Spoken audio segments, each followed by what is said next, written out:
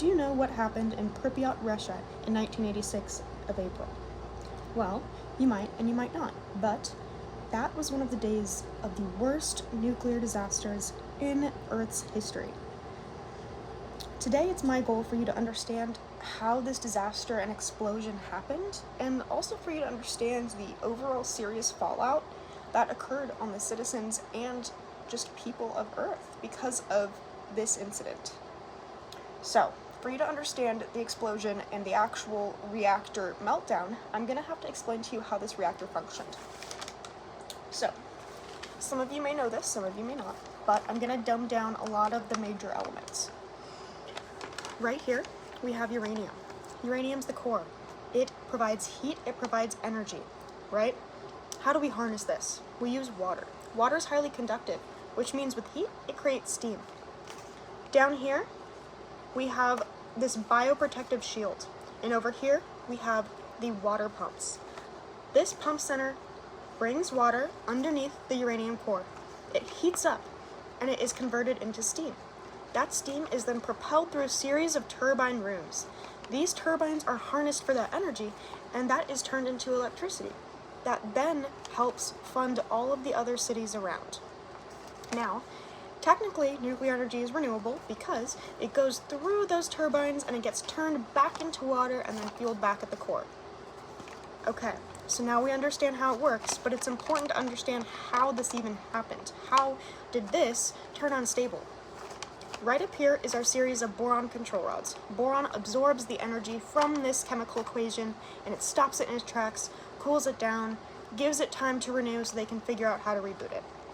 Now, these boron rods are tipped with graphite.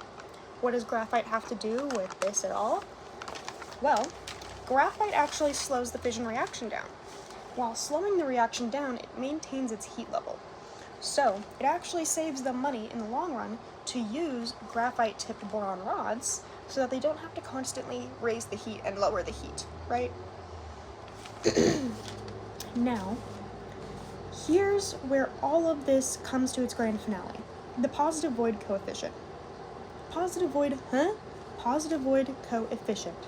Now, the positive void coefficient is just a fancy name for the fatal flaw in what's called AZ5. AZ/5. A and Z are a Russian abbreviation of just the letters for their words for category emergency. Category emergency 5 is what that stands for. It is their reactor safety protocol button. So when the reaction has become too unstable, they press that button, all of those rods insert into that core, and then it stops the reaction. It is their ultimate pause button. Now, positive void coefficient. This was being studied by Russian nuclear officials. So it is the very rare occasion that instead of the AZ5 button halting the equation, if a nuclear core has been pushed to the brink of nuclear meltdown, instead of it stopping the equation, the graphite has just enough energy that it actually causes a massive explosion and a massive upcharge in energy that cannot be controlled. So, the day of the reaction, here's where the positive void coefficient comes into play. The city of Pripyat produced a ton of energy for all the cities around. The government officials said, hey, we want you to run tests to see if we can make this more efficient. Let's see if we can make it self-powered. So they basically tried to use the very last energy left in the turbines to use that energy to recycle the machine and start the reaction over again. Right, so harvest the last bits of energy. But for them to do this, they have to slow the reactor down quite a bit. And they have to lower the reaction and calm the whole chemical equation down. So, the day of the test, they're supposed to prepare.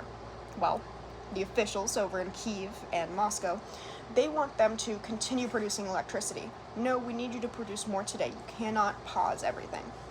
So the day shift, instead of running the tests as they were originally supposed to, they keep it going, and they don't proceed to slow it down until night shift. Night shift then takes over, and they have to run this test.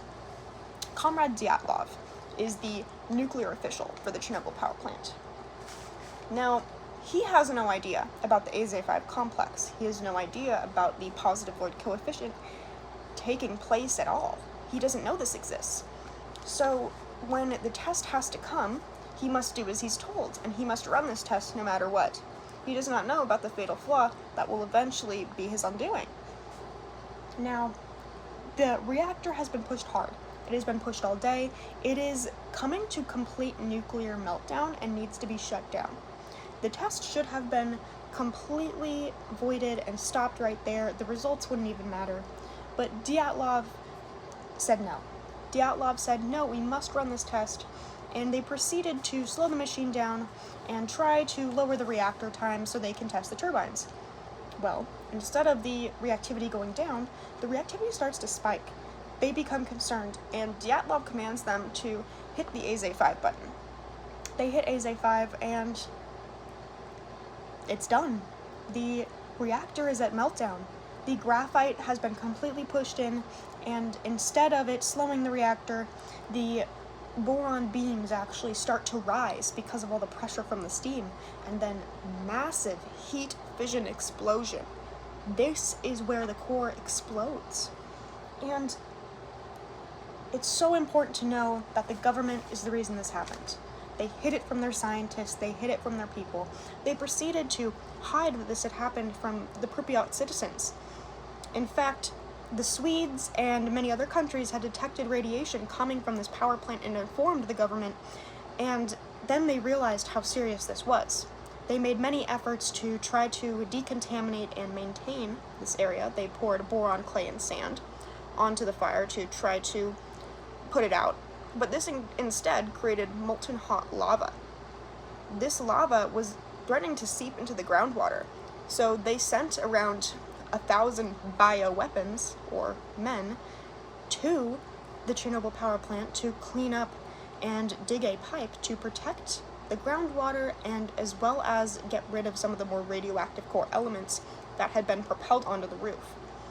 This resulted in thousands of people dying from radiation poisoning, people dying young, and not only that, but the overall boost in radiation was insane. It was around 50 times that of Nagasaki, right? So the people of Pripyat developed serious birth defects.